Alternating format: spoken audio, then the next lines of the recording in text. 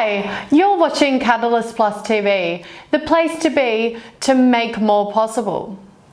Today, we're going to investigate whether or not you need workers' compensation.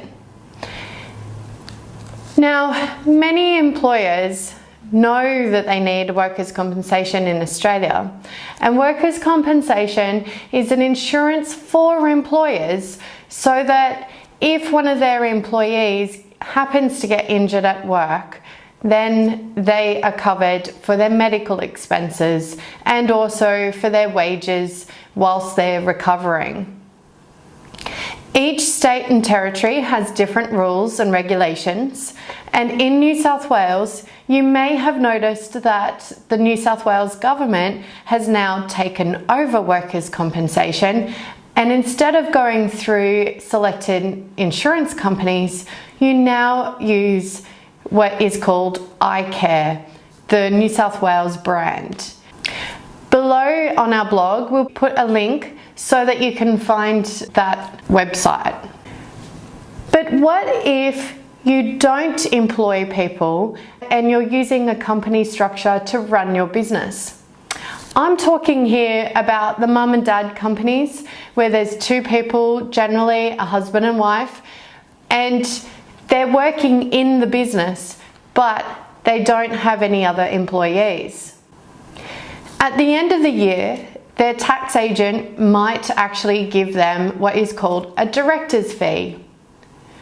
That is not necessarily a regular wage throughout the year. However, it is compensation for the work that they do within the company. Now, do you need workers' compensation if that is your only employment type? The answer is yes. And this is the area that many small businesses get into hot water. You see, under workers' compensation legislation, directors' fees are considered an expense that is similar to a salary and a wage. In fact, for superannuation purposes, you have to pay super on top of that director's fee. So that income is connected to a type of employment, and therefore you do need workers' compensation.